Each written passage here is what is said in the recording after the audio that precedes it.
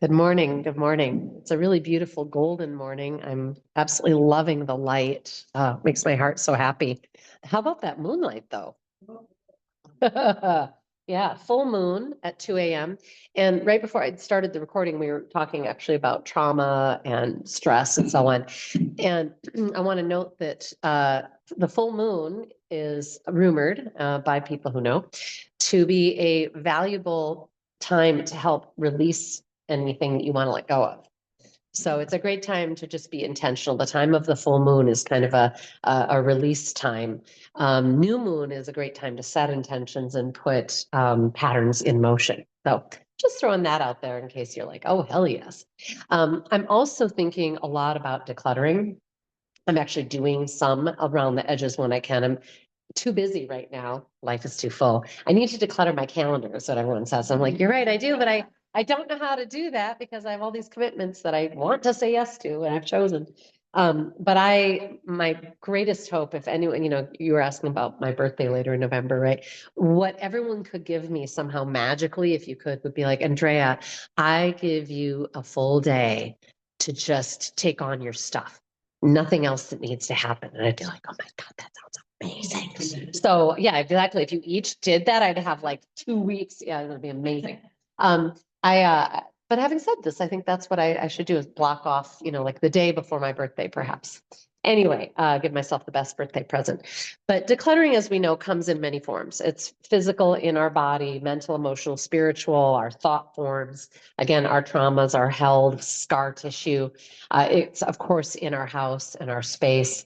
It can even be in the form of clutter in our relationships with other people. And so what I find really fun and magical about working on clutter is that usually anywhere you start will get the wheel spinning and the momentum will affect other things. So I've worked when I was doing a lot of hands-on decluttering for people with them in their houses. Consistently, a lot of people also wanted to lose weight. And the act of decluttering the house often led to release of excess weight. And I've had it go the other way around too, where people have called and they've been like, you know what? I'm finally have gotten healthier, whatever. I quit smoking and I've lost weight and I need to take on my house. It's driving me nuts, right? So it's just kind of fun. Like wherever you feel like starting, start. And maybe it's releasing words that no longer serve you.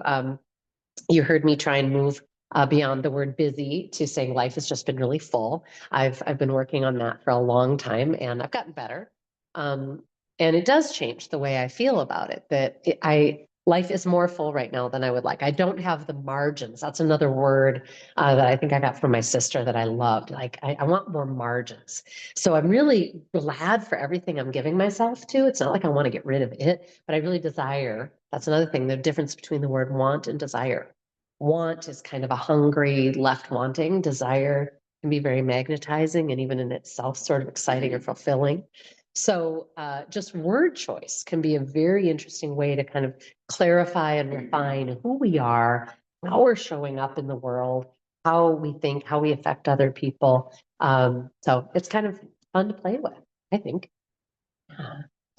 Any thoughts on that or anything else before we dive in, Kathleen? One of the things that I heard that was helpful is sometimes we feel like doing something, but actually feelings follow action. So once we start, then feelings can.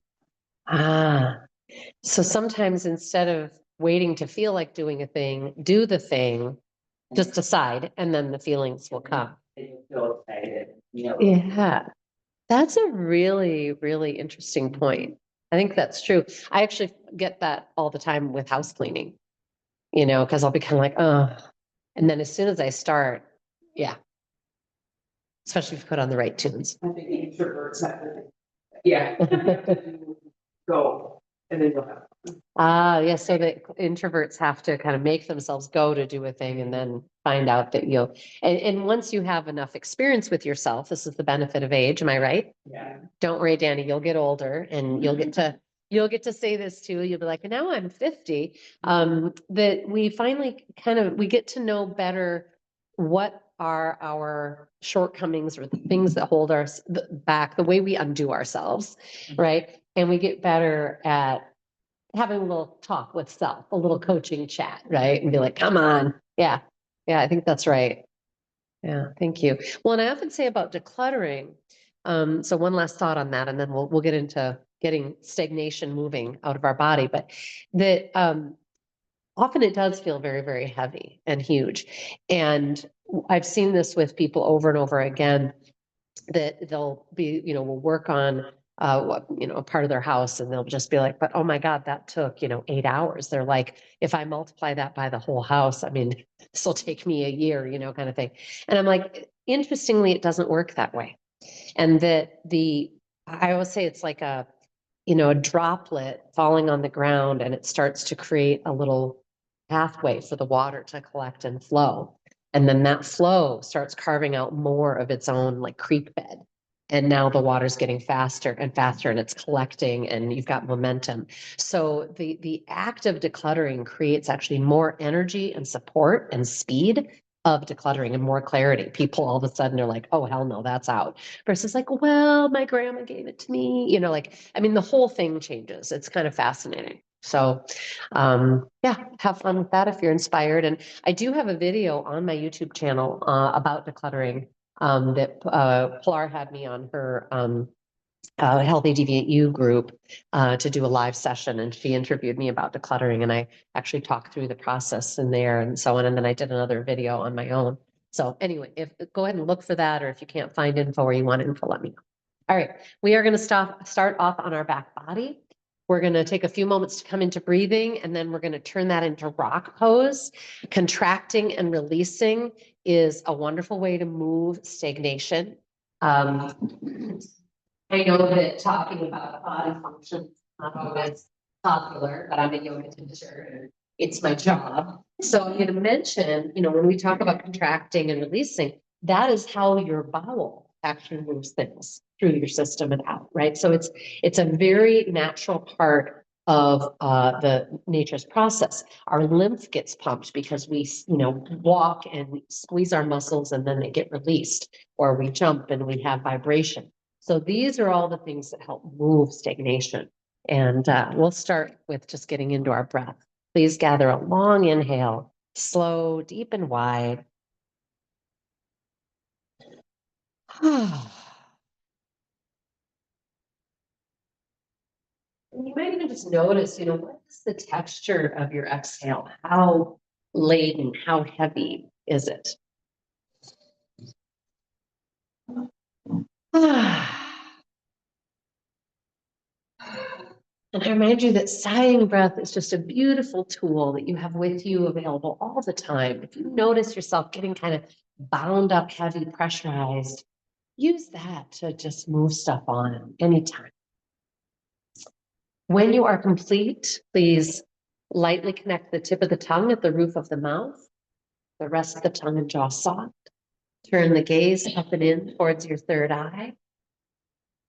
An invitation to add ujjayi, great sounding breath. So that as the breath is passing through, it's making the slow whooshing sound of wind in the trees or ocean waves.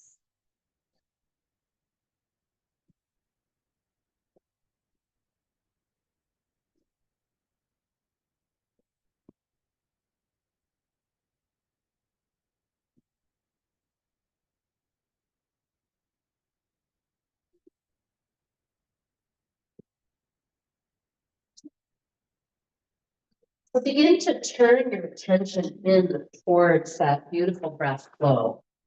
Let the breath be the tether that brings you deeper into your inner world, where we can then even know what is in there. How's it going? Oh, beautiful Ujjayi. You guys sound awesome. I'm hoping that you're able to witness breath moving in the front, side, and back body. Fabric moving against your skin, the rising and settling of the body with the breath wave.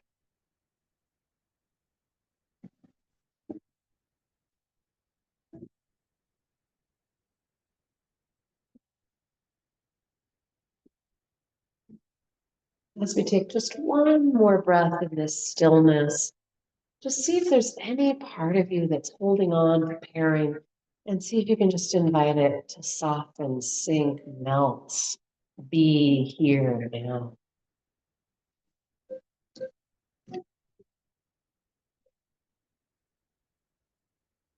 And as you're ready, please join me in compression and expansion breathing. We'll do a few rounds of that and then we'll turn it into or add on with rock pose. So for compression and expansion, slow and steady. On the exhale, we're going to compress out every drop of breath. Belly towards spine, low back anchors to the floor, emptying, emptying, and you should feel ultimately your pubic bone tilt up. Stay soft to the neck. When there's nothing left, soften and allow yourself to be breathed with that beautiful fresh inhale, rising like a wave. And at the very end, expand it, sip in a little extra. And continue, exhaling compression. Is there more? Is there more? Is there more?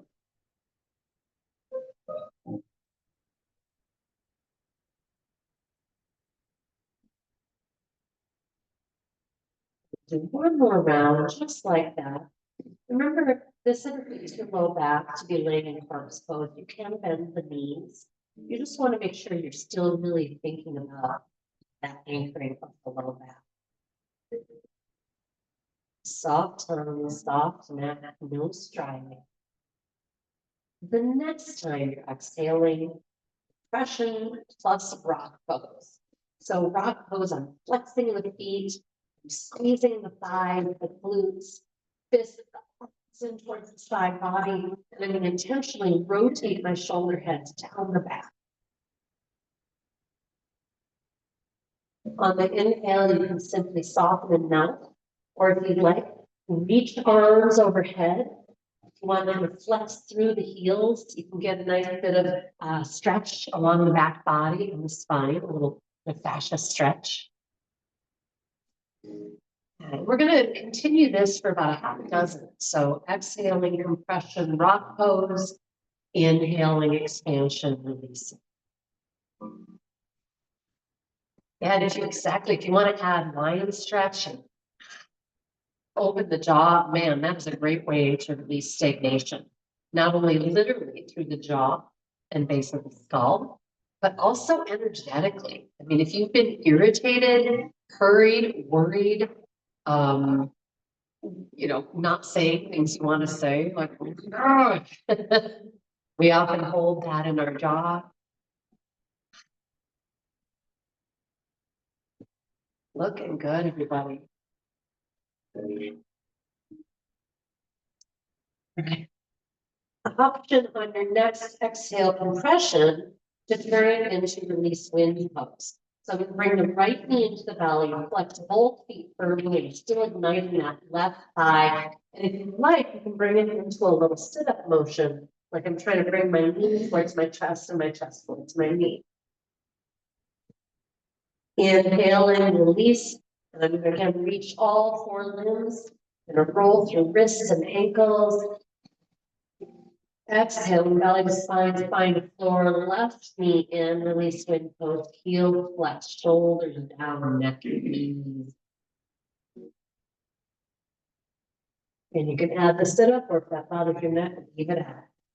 Inhaling, release all four limbs, reaching, rolling, flexing, pointing, exhaling, belly to spine, right knee in. You get the idea, with or without a sit up motion.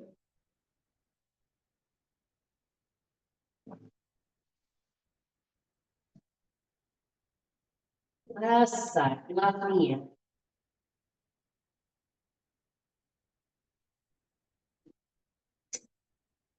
We're going to now cross our right ankle onto our left ankle. And if you can, even move them both a little towards the left side of the mat. Then I'm going to take my left hand and clasp my right wrist and pull it towards the left side.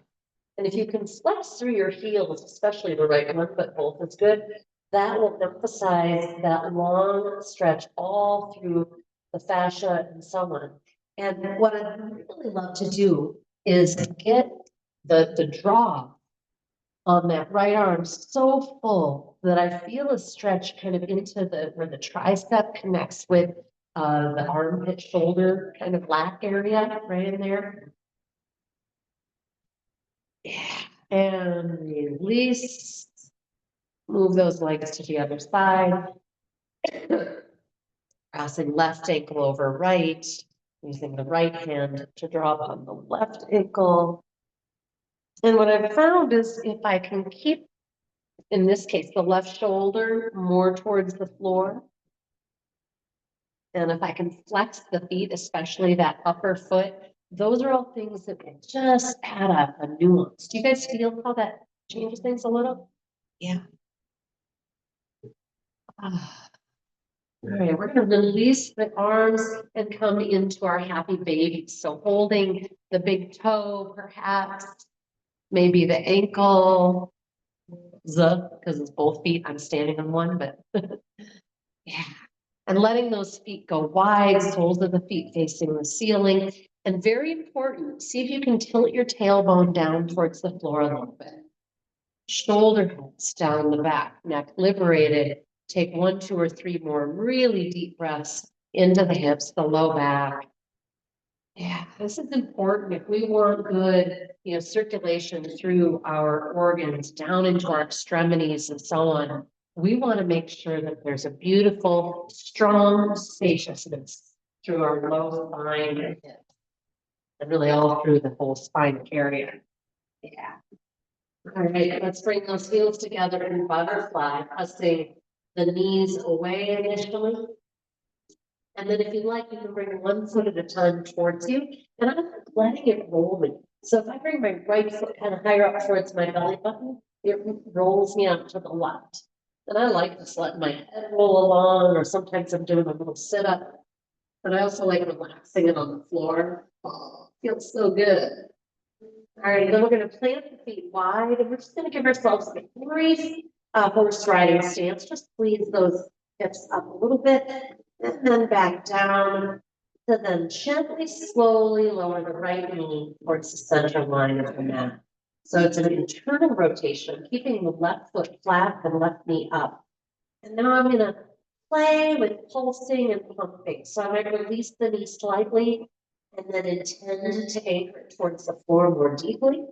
I'm going to reach through the right arm and maybe even towards the center line. And then I might release a little bit or pull all the way towards the hip and then up again. Again, the body gets stuck. And sometimes the best way we can release is, again, a kind of pumping, as I think of it. WD-40, right? You don't just crank it. When you're ready, let's switch. Left knee down again. Slow, deep and wide breath. The breath is the ultimate change agent. So I tell people like, hey, if you ever have anything going on in your body and you're like, I don't think I can do yoga. I'm like, find a shape that you can be in, laying, seated, whatever it is, and do breath. Intentional breath work, whether it's breath locks or relaxation breath, Kapalabhati, right? All of these things can be so useful.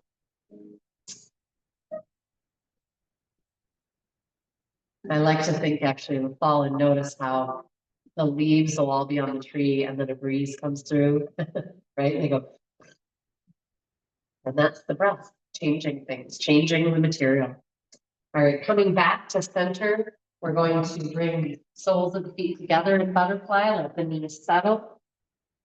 And this is kind of a fun seated version you can do of this as well, but that I'm just doing because then I can show people. But basically you want to just raise your hips about an inch off the floor.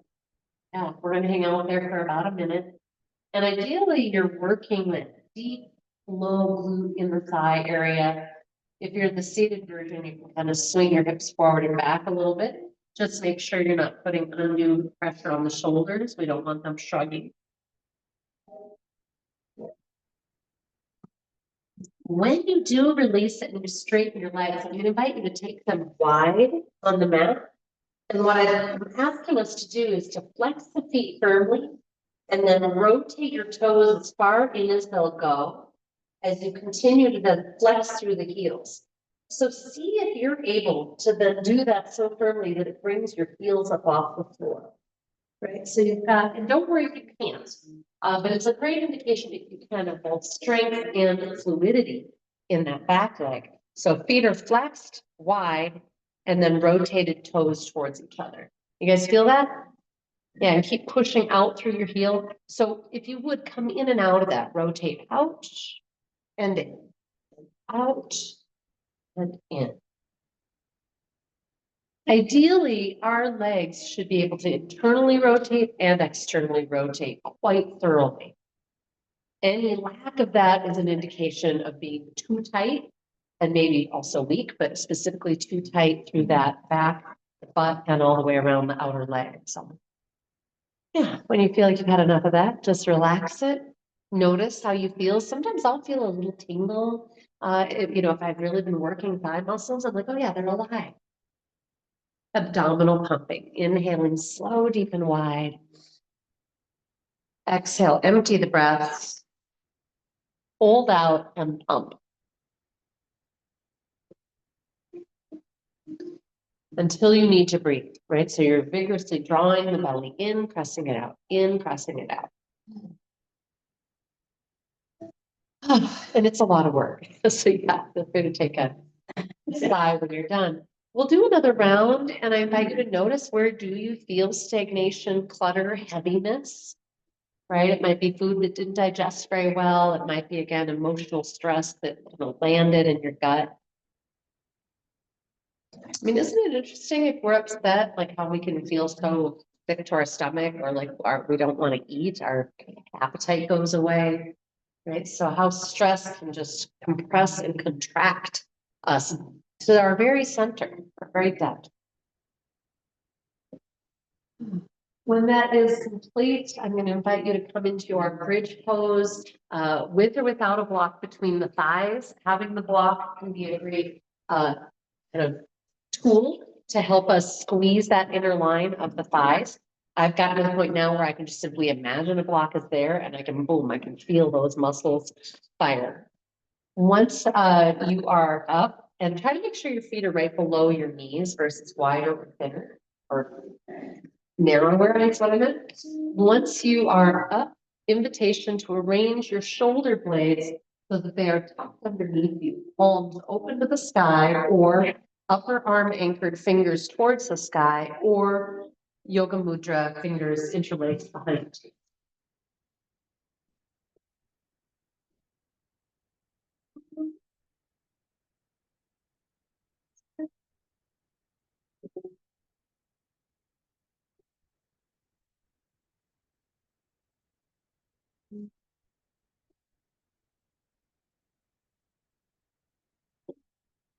Breathe and notice. So just because we are, quote, holding the pose doesn't mean you have to hold and freeze. So maybe you want to dip your hips a little bit as you inhale, and maybe on the exhale, you want to reinvigorate glutes, inner thigh, pressing down through all four corners of the feet, right? That inner ball of the big toe, the blade. And I'd ask you, while you're here, if you're willing to hold for another breath or two, to just scan what's going on in your neck, your jaw. We want to be as liquid in those areas as we can. They actually, being soft in those areas, help us be more resilient in how we respond to the stresses of life. I think of these factors, muscles, and we know that jaw clenching and the tongue sandwiching against the roof of the mouth are all indicators of stress and striving. When you come down, please slow, slow, slow. Bring knees to belly without the block, and just give yourself a gentle rocking side to side before coming onto your right side in embryo pose. Spinal twisting is one of the most magnificent ways to just rework our material, physical, mental, emotional. Ideally, in embryo pose, you have your knees straight forward of your hips, and they're stacked. I don't want to let that top knee slide back when I open my arm. So just either squeeze your thighs together. You can also add a block or a small cushion between. And then if you want more intensity, the more you scooch your right shoulder over towards the right edge of the mat, the more it deepens the twist already. before you're opening that back arm, right? And please, again, keep your feet flexed and that lower body active, because then the spine is very safe and secure.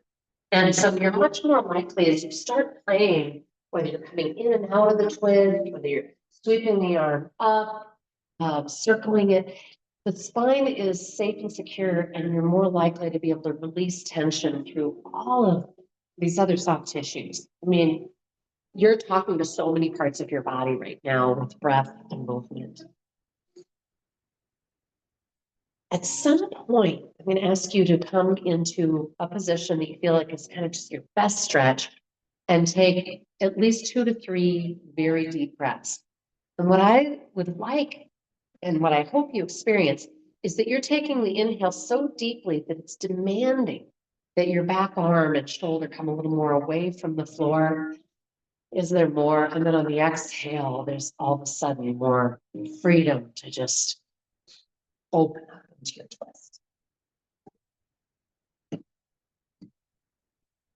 Release.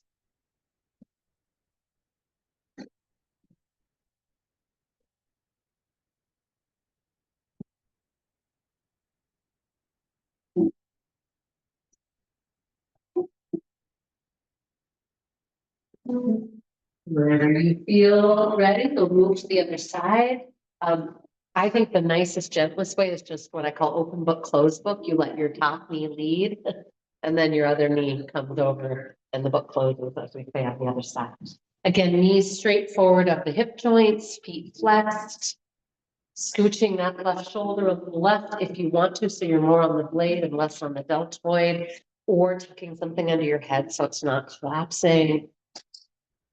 Yeah, again, feet flexed is useful. Soft tongue. Is this side different? One of the things that I love about spinal twisting is when that arm comes back, I love the feeling of my shoulder blade coming in towards the spine, and I feel like it gives me a little massage right there where I wish I could get a massage every day there. I bet you guys do too. I also get that feeling sometimes when I'm using the TheraBand. Like, oh yeah, feels so good. So yeah, is this side different? What do you need to do to find an edge? Remember, the edge is the place where there's intensity, but that we can relax into it. We can greet it with breath and we can evolve it.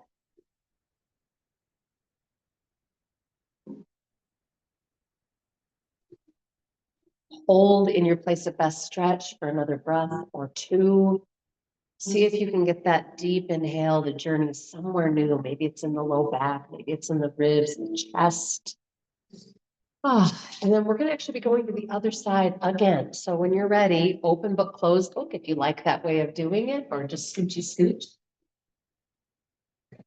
So I'm going to offer a couple of changes on this side. Well, 2 main things. One is that I'm going to invite you, when you are ready, to extend your top leg into your waiting floor hand. So I'm on my right side. I've got my right upper arm anchored so that my right hand can prop my left leg at the height of the hip. I don't want it dropping to the floor because that just pulls on the low back, not useful. So please use that right hand, or if you can't reach your foot, you could use a strap or prop the foot on a block or bring it back into the bent position. Then the other thing I'd like you to do is take your left hand behind, and you're going to play with flexing the fingertips down towards the floor. So palm is still facing the ceiling, but fingertips pressing down, and then make that journey of the hand, the whole arm from behind you to kind of higher and down.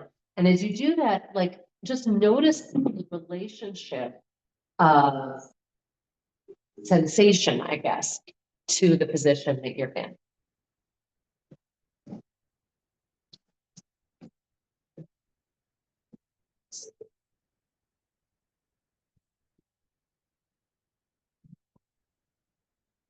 And of course, the relationship of breath and sensation. Pause, take the biggest breath you've had all day. Keep it growing, keep that inhale growing. Where does it travel? How does it help you? Give you that massage. Then as you're ready, you'll bend your knee again, come into your embryo a moment on that right side. So just gentle, nice deep breath, send it all the way down into that low back. This looks so good and relaxed. I just love it. All right, we'll come to the other side for that exploration. Anybody else out there have that experience that I have where like I'm amazed again that at the very end of the inhale, there's a whole change of sensation down like the hip or the outside of the leg. Does that happen to anybody else? Sometimes I was like, it might just be because I'm tighter than a lot of you, believe it or not. Yeah. So as you're ready, again, please support and prop that leg so that it is hip height. You're on your left side, so you're using your left hand to prop the right leg, right arm open behind, and when you're ready, you'll flex those fingertips down towards the floor as you make your journey with that arm. And so there's an opportunity, of course, to feel all kinds of stuff in that tricep, armpit, ulnar nerve. You guys feeling that? Nervy fun, no extra charge, you're welcome.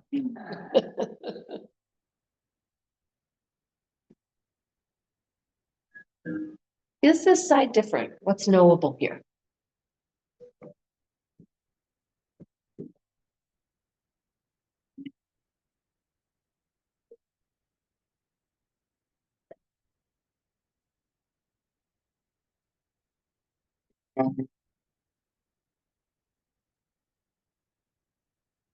Again, find your best place, deep breath, and then as you're ready, you'll return to embryo pose on that left side. And I'll offer you also a favorite, it's almost like a mantra that I say to myself as needed when I'm going through something where I feel like maybe I messed up. I wish I'd done something differently. Ba, ba, ba, ba, ba.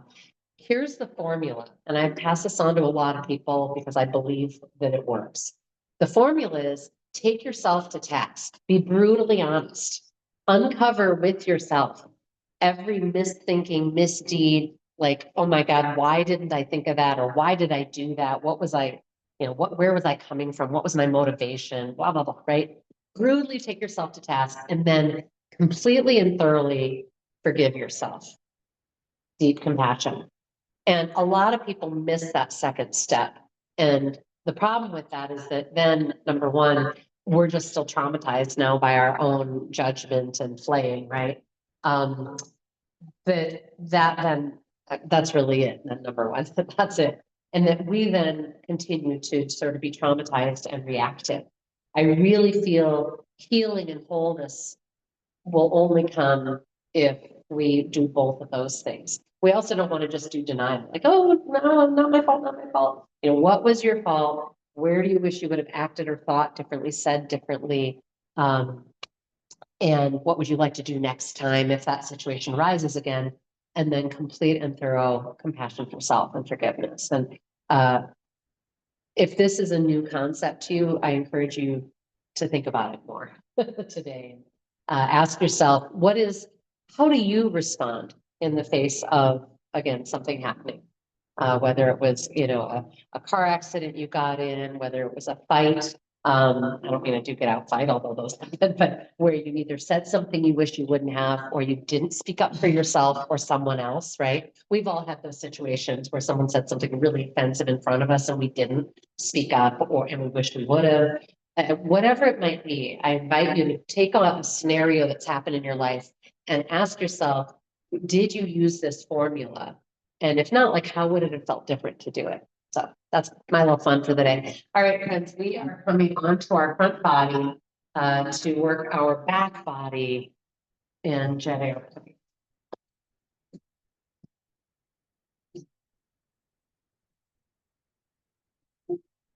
Anchors through the pelvic triangle. So you're pressing down through your pubic bone, the hip bones.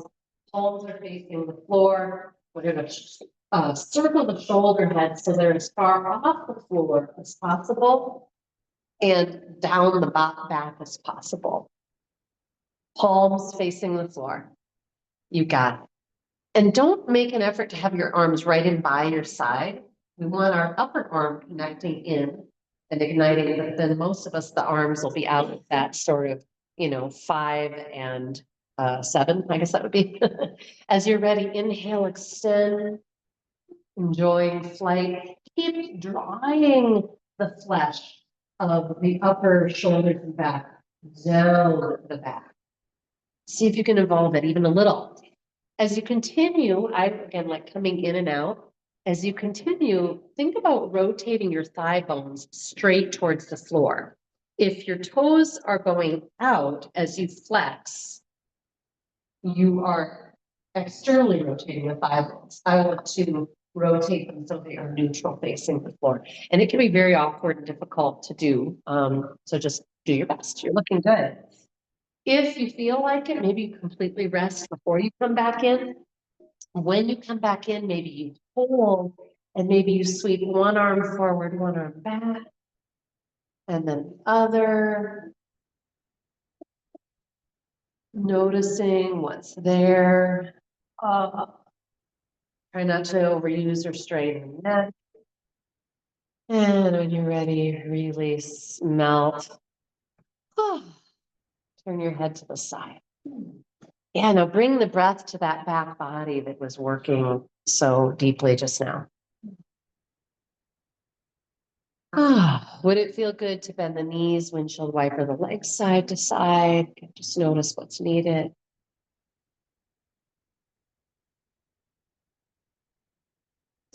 We're going to come into our forearm plank. Forearm plank is good for us for so many reasons. Whenever you're ready, go on in, knees or feet. But one of the goals here is to feel very strong, but also very peaceful. And since we're on the sort of philosophy topic, my Dharma talk today is so much about, trauma and stress and how to build more peace. Part of being able to move through our world, which has plenty of stress and chaos, in a way that is healthier for us and we don't take on as much stress and trauma, is having a system that's strong and resilient. Right? So I want you to feel here and breathe slow, deep, and wide into your power, your personal power, and then make it peaceful. Tongue, cheeks, back of the neck, skull area. Peace and ease, and when you are ready, come out, take a few resting breaths.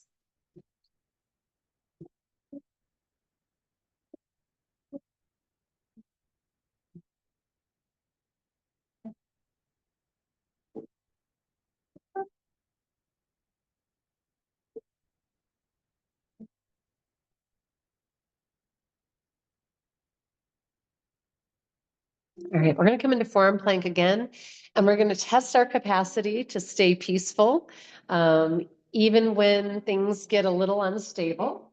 You guys probably know where I'm going with this. If your back is already a little iffy, I would not do this today, okay? But otherwise, the option is to come into that strong, peaceful plank, forearm plank, and then release one foot at a time, and see if you can maintain stability. Notice what part of the body has to work hard for you to do that. What ignite, maybe not work hard, but wake up and be there for you. I can definitely feel the strength move from one side of my abdomen to the other and kind of diagonally. I used to feel my neck tighten up. I don't anymore. I've finally gotten good at isolating and letting it go in this pose. Ooh, when you come on down again, take a moment to relax, and then I'm going to invite us in quadricep stretch. Those of you who like quad stretch and bow pose on the belly, go for it. If you are open to the side body stretch, we did that last week. If you weren't here and you want to try it in this kind of new way that I've been doing it, go ahead. And that is that I used to teach this where I would have you keep your floor leg completely straight, heel flexed. I'm now teaching it with that knee kind of bent a little forward because I find it helps with your balance, first of all, in the pose. But then if you want to deepen the pose where the top knee is coming behind the hip to get a deeper stretch, you're able to do that without falling backward. And I'm able to really press my pelvis forward. Please check though that your knee is not higher or lower than your hip. Ideally, it's right in alignment with the hip. I'm going to let my shoulder blade be drawn down and in towards the spine. Oh, that feels so good. Another thing I do is sort of semi-flex the foot, but I flare the yoga toes. So you actually kind of spread the toes out. Like so. Ooh, my feet look kind of dirty, whoops. Like if we're walking around barefoot a lot. And of course we breathe. And hopefully you're noticing, as you hold for that fifth, sixth, whatever it is breath, hopefully you're noticing the evolution and the stretch. Sometimes it isn't until that last breath that I get that release somewhere new. And if anything's coming up, you're feeling knee pain, you're not sure what to do about it or what have you, be that to work with you one-on-one as well.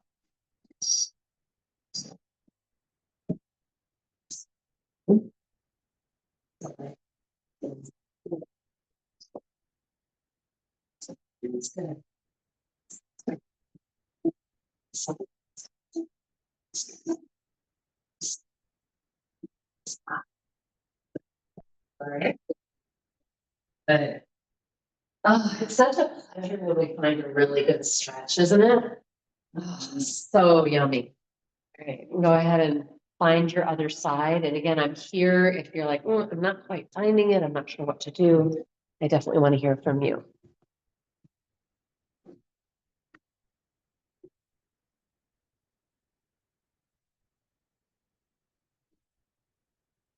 Remember yoga toes, flexing the feet, or for sure the foot of the ankle you've got clasped, having the knees like shoulder, if you're on your side.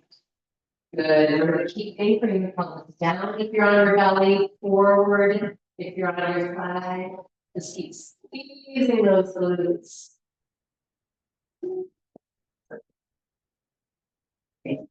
Yeah, good. And I really don't love this for me a bit. And it's like it gives me more openness. Kind of like bow does, but it just feels a little more stable than bow. I can only hold bow pose for like 3 reps because you're on your stomach and you're like, whereas I feel like on the side body of this stretch, I can really relax into it and get that deep kind of front body bend and opening. Oh, when you're done with all that goodness, I invite you to roll over onto your back, have your block handy. But before you go with the block, just bring the knees into the belly, nice little kind of counter stretch. Then you're going to lift the hips, put the block under the sacral triangle.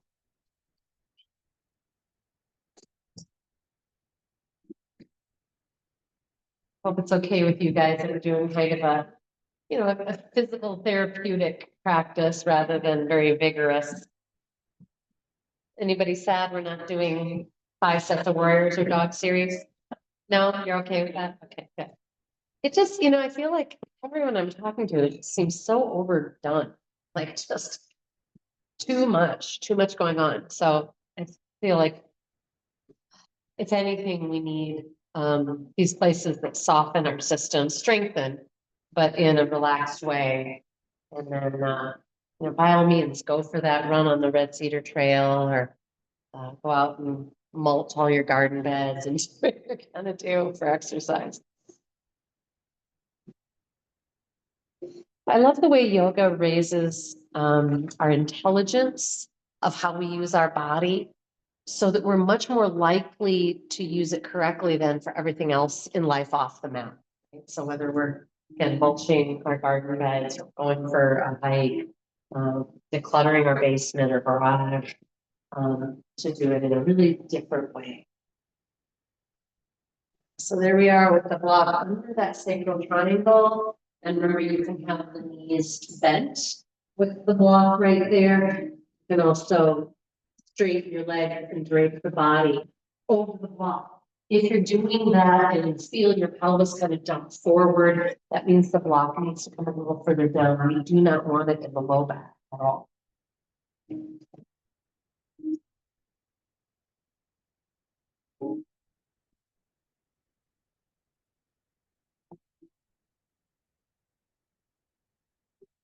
Oh, good idea. We haven't done waterfall in a while.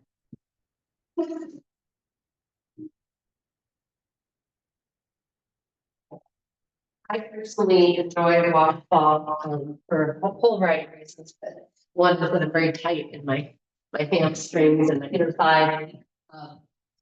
So let's see what you think of it. Keep the block where it is. And then very gently, slowly bring both knees in. Now, if you do that and the block is kind of cutting into you, if you've got one of the coarse ones, let me know. I can bring you a softer block. But otherwise, you then raise your feet to the ceiling. And what I notice is that I can create a marvelous but sustainable, I can say yes to it, hamstring and calf stretch by flexing the feet firmly. And then gently even rocking them a little bit, kind of towards the head. And just again, WD-40, I've got my arms out, wingtips of the blades underneath me. And at some point, you might decide to widen into a straddle and point, flex, and roll. At some point, when you do come off, and I don't recommend yet, enjoy the heck out of this, please just bring both knees back in the center, and then one foot to the floor, and then the other, before releasing the block. Stay as long as you want it. Deep, steady, delicious breath. So notice those of you who are like me, tight in the calves and the hamstrings, just how much that little added support does. And you can do something similar too by just taking your legs up the wall. I love that.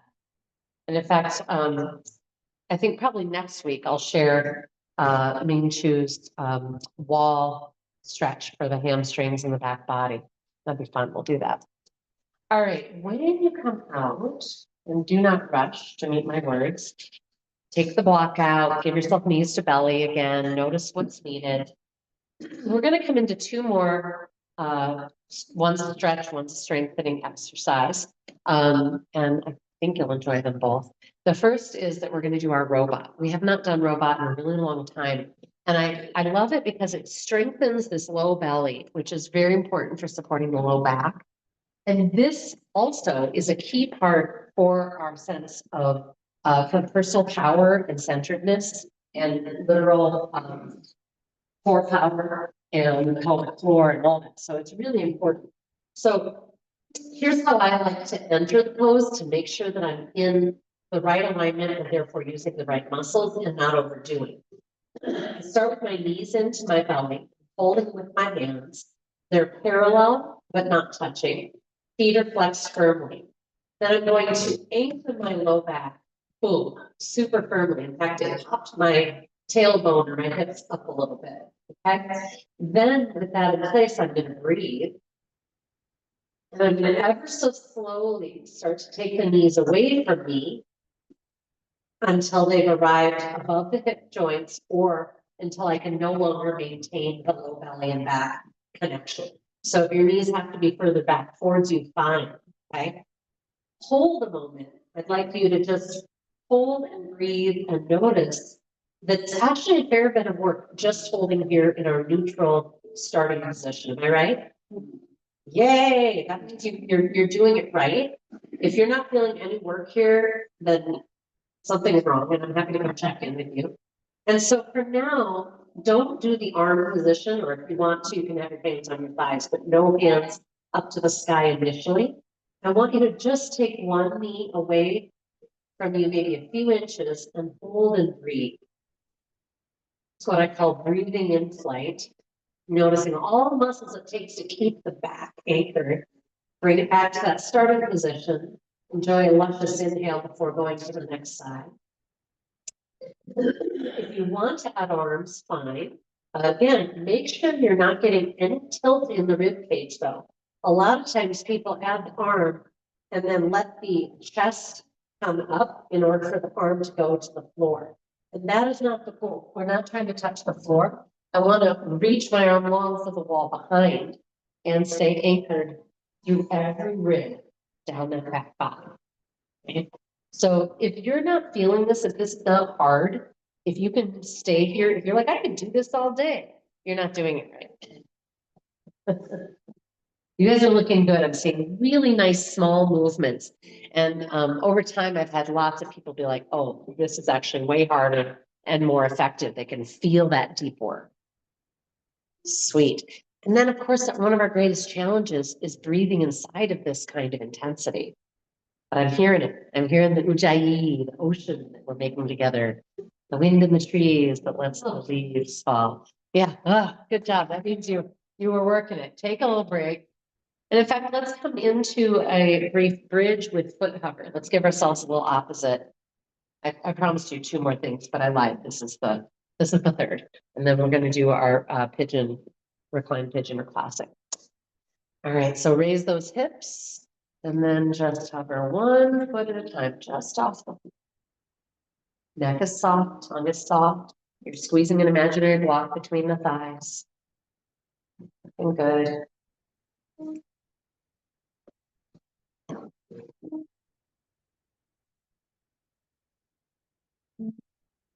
When you feel complete, come on down again, knees to belly, happy baby, whatever feels good. If you're like, man, I just need one more round of robot, you can.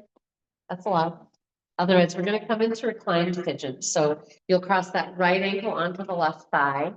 And I find it can be useful sometimes to just do a little wag there to kind of notice what's in that hip. How does it feel to have that knee in the most open position and just kind of lubricate all the connections.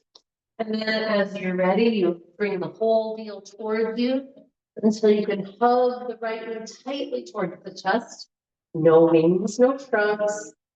And then sending it a little towards the center line. And feel free to mend the architecture of this a little. You know, if you want to take your left hand on the foot or partway down the shin to get a better angle for you, go for it.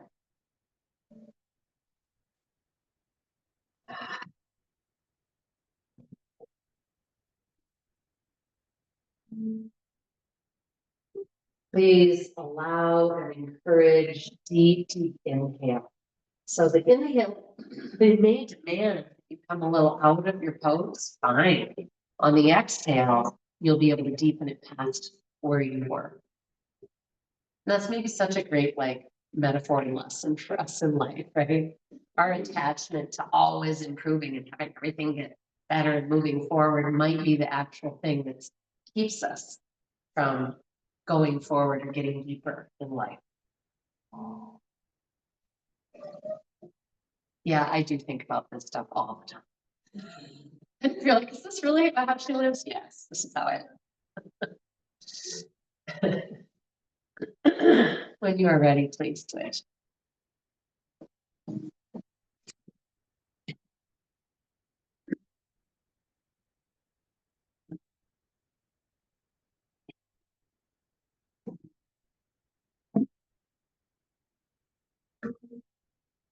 And I'm being reminded by both the book that I've been reading that I've been talking about, but also my own experience recently with that right hip that was so chronically irritated and didn't have the same mobility. And still not 100%. Man, it's come a long way. But I'm reminded of the principle that where you feel the pain may not be the problem. So I just want to kind of position that as you're hopefully getting deep into your thigh, hip, glute, pelvis here to notice, you know, where is the intensity? But again, don't be fooled into thinking it's just that spot. Be more interested and curious about what might be connected, what might be contributing.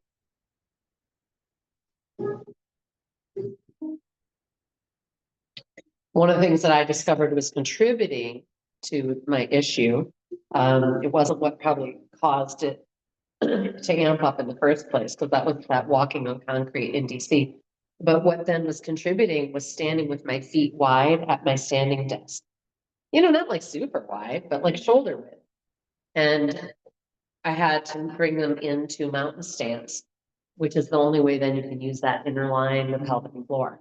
So I invite you next time you're standing, like just having a conversation or you're chopping vegetables, or you also will work at a computer, check that out.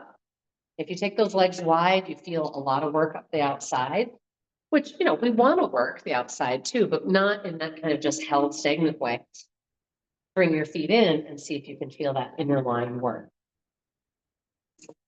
Cool. All right, we're gonna come into one last expression of bridge, or if you don't like that, maybe do rock pose, where we started. But I would like a deeply engaged pose before we come out into our resting. And totally up to you. If you're doing bridge and maybe you want to work into yoga mudra, maybe you want to intertwine non-dominant hand clasp, reaching, pressing the fist towards the heels, the arm towards the floor, the heart up and back, the knees away from you. Squeeze that imaginary block. Breathe. Lift the chin if you're feeling neck pressure, and please work to your edge. So stay, even if you're bored, or even if you're feeling a little intensity in the thighs. But again, never strive, never go past that edge. Breathe, notice when you're complete, come on down, and I'll invite you to find a resting shape that works for you today. Maybe it's just corpse pose. Maybe you want to take your legs up the wall. It's child's pose. You like embryo, or tuck a block under your head or something. If you're sensing that you would like support for your resting time and you don't have it handy, let me know. I'm happy to be a runner.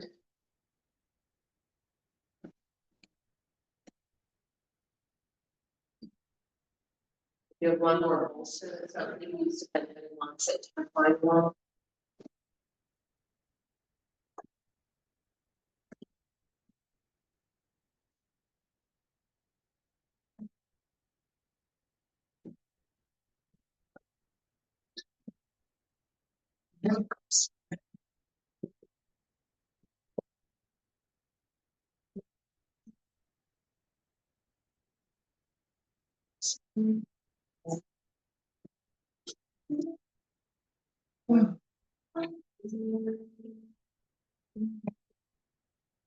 As you settle into your resting shape, I'd love you to scan your body and notice, is there anything that is holding on, that is waiting, that can relax more fully? Inviting it to soften, sink, melt. Maybe get to know what is your own best language to seduce your body into letting go. We were talking earlier about how powerful words and language are.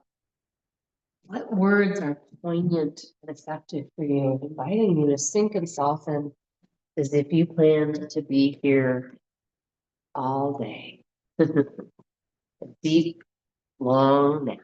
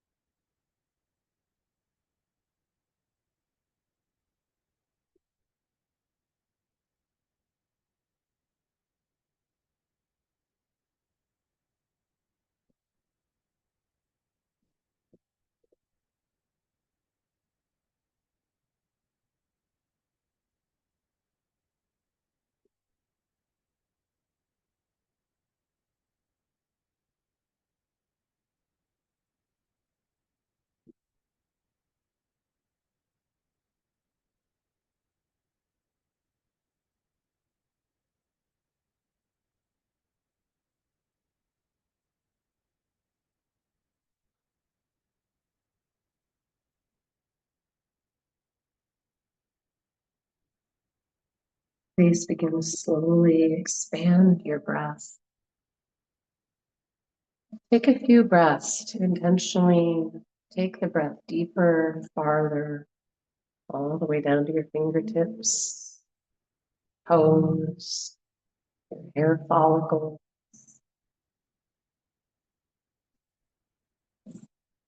And before you choose to come fully back to the room that we share and river of life that's waiting for us, this is a really useful time to know your own material.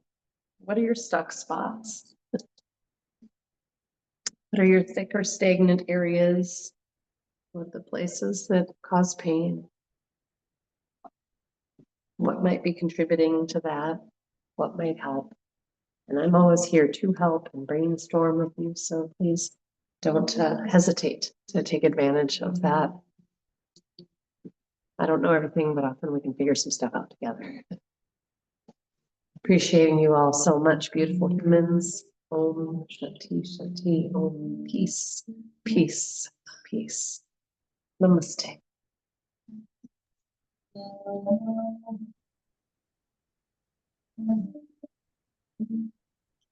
Thank you.